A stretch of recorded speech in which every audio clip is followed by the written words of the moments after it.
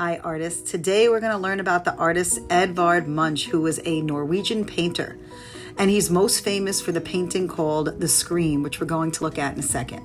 According to Munch himself, The Scream was a picture he painted to represent his soul, a self-portrait, which we've talked about before. Munch explained that he painted a moment of crisis. He was walking down a road similar to the one in the painting with his two friends. While the sun was setting, it created a beautiful, vibrant background, and he sensed an infinite scream passing through nature. It has also been suggested that the inspiration came from a Peruvian mummy that he saw in the World's Fair in Paris. You can Google that. But it's also famous because one version holds the record for the most expensive artwork sold at auction. So let's take a look at this and we'll get started.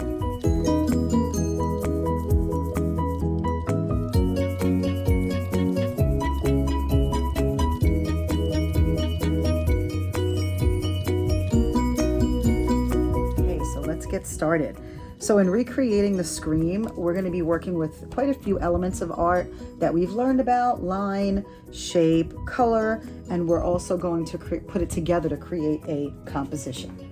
Okay, so the first thing I'm going to do is I'm going to come down a quarter of the paper and I'm going to draw a curved line that is our horizon line, right? Remember, the horizon line separates the ground or the water from the sky. Okay, then we're going to come down a little bit and we're going to draw the head from the scream. So we're going to start by drawing a curved line like a rainbow. And then we're going to come in and go down and up and curve over. So it kind of looks like a little bit of a skeleton head, which is funny because I think that's where he got the inspiration from, that mummy head from the museum. Okay, so we're going to add eyes, two ovals, one with a dot inside, another with a dot inside. He has these two little dots to represent the nose, and another oval for the mouth, and the mouth is open and black because he's screaming, right? It's called The Scream. Okay, next we're going to draw a letter V right under the chin, like this. And then we're going to draw his hands that's looking like he's covering his face, like, oh my gosh, because he's screaming. So we're going to go by the eyes and we're going to draw a curve that goes up, down, below like this, a straight line over and up. And same thing on the other side. We're going to curve down and over like this and up like that. Okay, so it looks like he's holding on to his face. Then underneath, we're going to add two ovals for his arms. One here like this and one here like this. Okay, so it looks like these are his arms with his elbows and his hands are coming up and holding his face. Okay, and then down here, we're just going to draw a curved line like this and a curved line like that for his body. Okay, now we're going to add the bridge. So we're going to turn our paper this way. Okay, and we're going to work with lines here, right? So we're going to match up the line from this edge here, right, where I started the horizon line, over to this corner. Okay, so I'm going to start here, like as if we're going through and over. And then same thing here, down a little bit more like this. So that would go through, you wouldn't see that other side. And then one in the middle.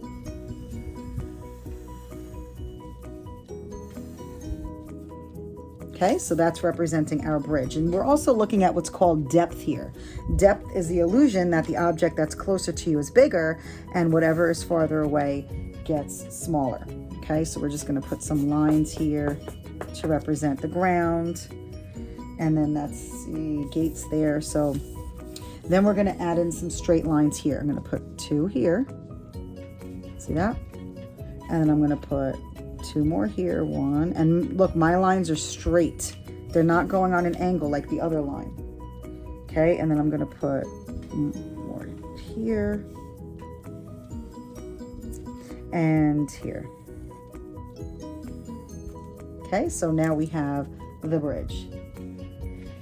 Okay, so I'm just gonna put some wavy lines in the sky. And I'm gonna put some lines here that will represent the water. Just some curvy lines. And one over here. And then I'm actually gonna start coloring. So Oh, you know what? Let me put, yeah.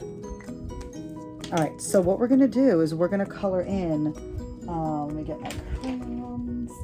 This, I may have to have you watch this time because certain colors we need. All right, so I'm gonna start with, where's my peach?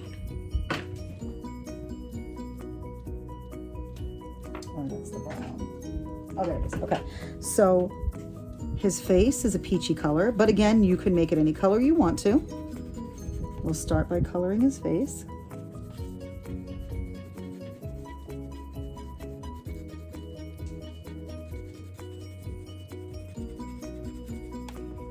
Okay, and his hands are the same color as his face. And the neck, which is where that triangle area is. And the rest of his body, when we looked at the painting, is he's wearing black. So we're just gonna color the rest of his outfit black.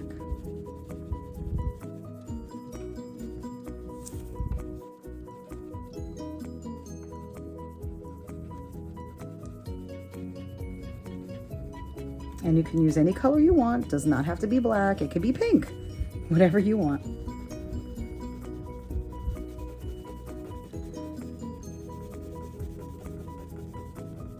Okay, notice how I'm coloring. I'm staying close together. I don't have any scribbles, any white spaces. All right, so next we're gonna color the bridge, and the bridge is brown. So first I'm gonna start by coloring these here.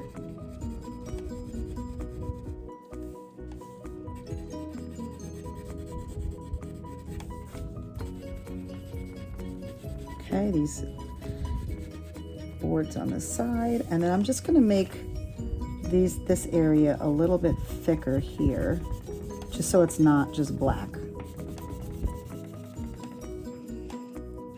And same thing in the middle, because this is actually the bridge over the water, so we're going to see the water there.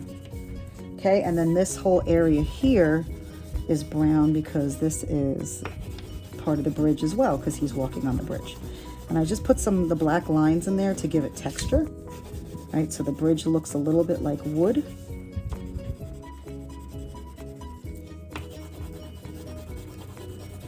And we're just coloring that nice and neat. And we could already see the depth, right? How he looks closer, and as it goes farther away, it looks somewhat smaller.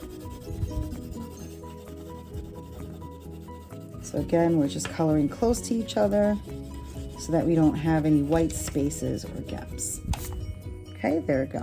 Now in the next area, we're going to use a blue, and we're going to color for the water. So I'm going to color all these white spaces in between on the bridge area. This is our water. You can use any blue you want to. You can even mix it with green. Sometimes the water is green. Again, this is all about your creativity, even though we are trying to duplicate the screen by using all of these shapes and elements of art.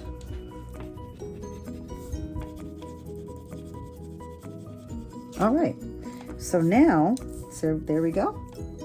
Now I'm going to get a little, let me see, blue over here. Same blue because it's the water. And I'm going to color up here. But I'm going to keep those areas that I drew empty because I'm going to put in a lighter blue in there just to kind of blend it in. Because when you look at his artwork, he's got a lot of colors mixed in. But we're just going to keep it a little bit simple. If you want, you can Google the image while you're working on this, while you're coloring it in, and you could try to duplicate the colors the best you can if you want to.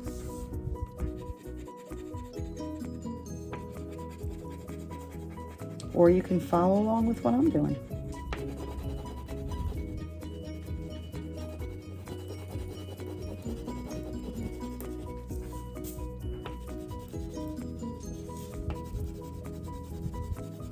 Okay, so get all that blue in there. Trying to be neat, but my crayons are getting lower and losing the points.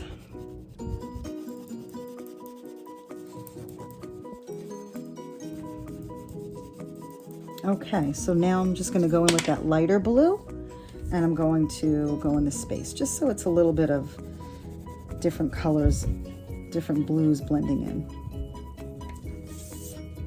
And I'll do that over here. Now when we get to the sky, that's like the part that he really was looking at when he made this self-portrait, because he said the sun was setting and the sky colors were red and orange and looked, you know, a certain type of way, right? So now we're going to get in and do that. And I'm just going to color a bunch of red. And I'm actually going to leave some gaps here. See my gaps I'm leaving open, some areas?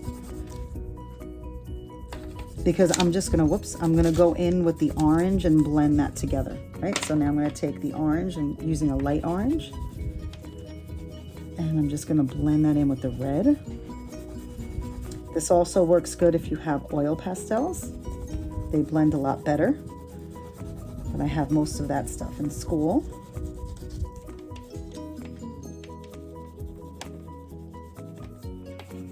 Okay, so now just about done.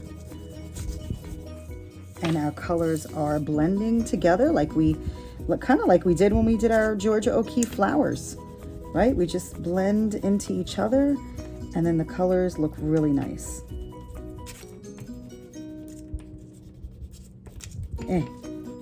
And there we have it, our scream. All right, so I can't wait to see yours. Don't forget to take a picture and send it to me. Thanks, bye-bye.